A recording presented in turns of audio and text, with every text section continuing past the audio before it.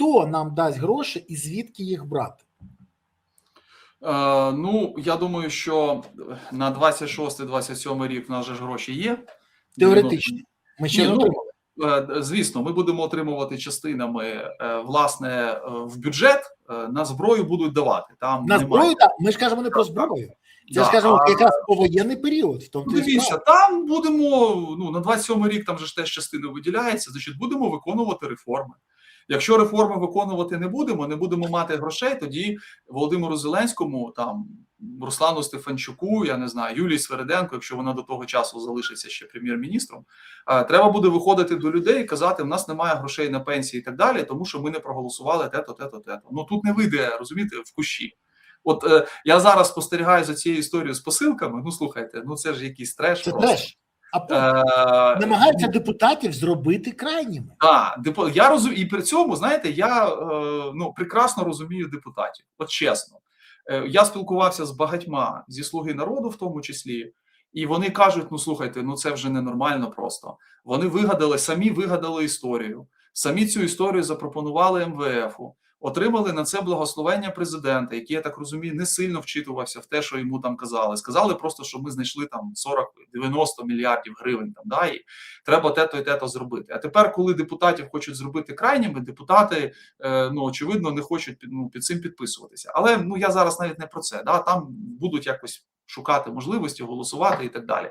А от з відбудовою, да, дійсно, є питання. І дуже серйозне питання, оскільки станом на сьогодні потреба України у грошах на відновлення складає, я називаю зараз цифри, станом на січень 2026 року.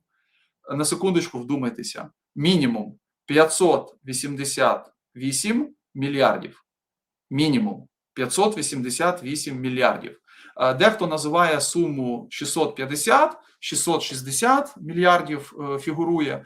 Я не здивуюся, якщо ця сума виросте десь до трильйона, доки ми дійдемо, власне, до завершення війни і початку процесу відбудови.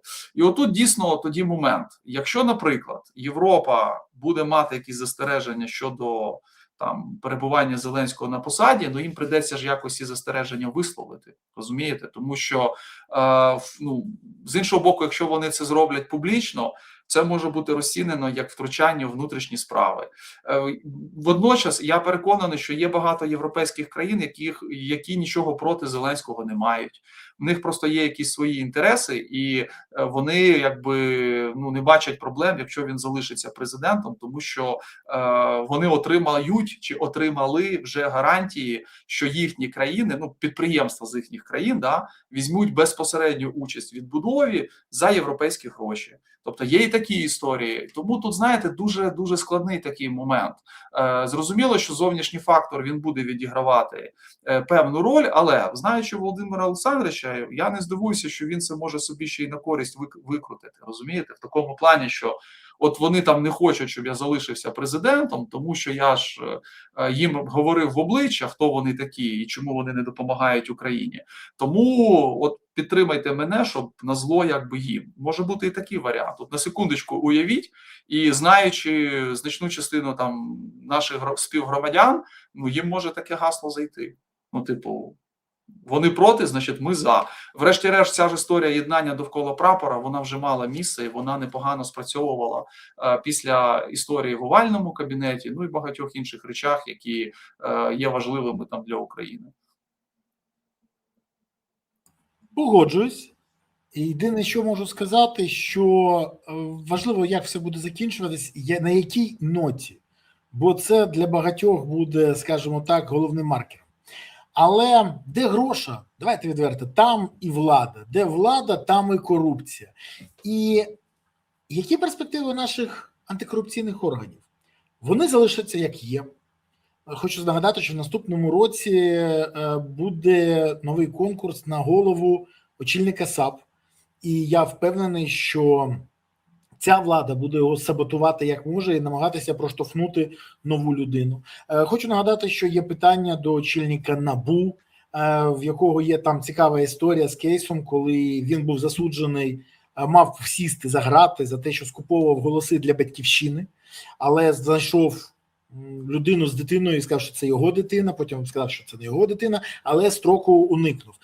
Доброчесна людина, яка, там є багато питань, і його зв'язки з офісом, але з органами залишиться все як є, вони будуть перезавантажені, чи їх чекає доля антикорупційних органів у Польщі, які були помічені в договорняках, політичних іграх, розформовані, і просто цим займається тепер Генпрокуратура. Тим більше ми ж хочемо все ж таки побудувати щось, що у нас буде працювати нормально. І як, до речі, до цього можуть ставитися наші партнери.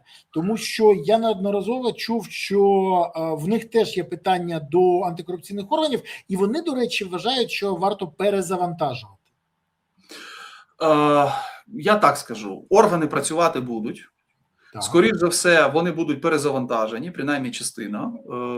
От ваші застереження і я розслідування ж бачив, да, вони дійсно залишають дуже багато питань. І ці питання не Але ж потрібно боротися з корупцією. Бо я боюся, що кожна наступна влада буде намагатися зробити те, що і ця. Взяти під контроль антикорупційні органи. Давайте я навіть більше скажу, зараз скажу шокуючу фразу цинічну. Це нормально. Тому що яка влада хоче, щоб її контролювали? Давайте відверто. Да? От я як депутат Верховної Ради голосував за створення НАБУ і САП. І більше того, відстоював їх інтереси, а вони ж якраз і контролювали владу. Так, я був опозиційний депутат, але я розумів, наскільки це потрібно країні. І я розумію, які будуть тенденції, це може статися. Тенденції будуть намагатися перед цим перезавантаженням якби засунути туди, зашити, да, якісь свої там моменти, які їм будуть якби вигідні. Але я переконаний, що антикорупційна інфраструктура збережеться, вона буде працювати, оскільки це одна з головних вимог європейців, а європейці по-іншому просто не будуть давати гроші. Крім того, все ж таки, давайте так, чим ближче завершення війни, чим ближче реальний політичний процес, тим більш розв'язані руки будуть у цих органів. Тому що...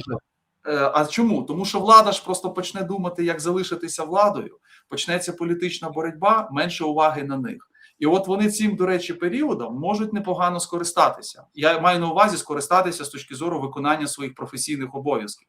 Тобто, коли на них менше тиску, і коли вони можуть там пройтися по різним... І тут ми побачимо підозри, які ще не бачимо, але всі розуміють, що вони є. Так. Я от про це, що можуть з'явитися певні підозри, деякі, звісно, будуть трактувати відразу як політичний тиск, як якісь там привіти. 100%. Але, слухайте, це вже трошки починає, як там кажуть, втомлювати, да, коли в усьому шукають якийсь там політичний підтекст. Не завжди, як казав в анекдоті про Зігмунда Фрейда, да, іноді сни – це просто сни. Не треба шукати... Банан – це просто банан. Да, просто банан, або там чоловіки в капелюхах. Да? Не треба шукати ніякі підводні камені. Точно так же і з корупцією, тому що от іноді окремі там наші політики просто дивують, там когось зловили прямо з грошима, які йому в руки давали, і він розказує, ні, це політичні переслідування. То не бери гроші і не так от у когось, да? І не буде ніяких політичних переслідувань. Тому вони будуть діяти. Зрозуміло, що, можливо, кілька хвиль атак на них ще відбудеться. Це можлива історія.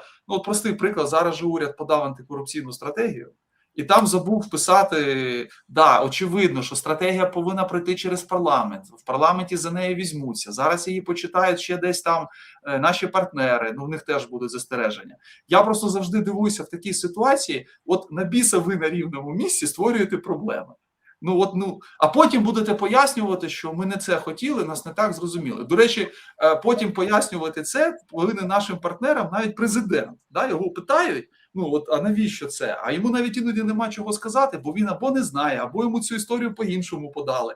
І сказали, що ні, там вже все у відповідності до закону там, і так далі. Коротше кажучи, оце буде, знаєте, як стратегію.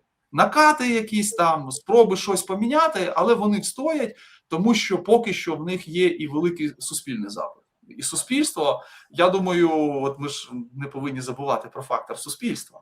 Як тільки потроху почне повертатися політика, мені здається, що для багатьох наших можновладців те, що відбувалося впродовж війни, з точки зору, як вони кажуть, тиску суспільства на них, їм здасться просто дитячими якимись казочками.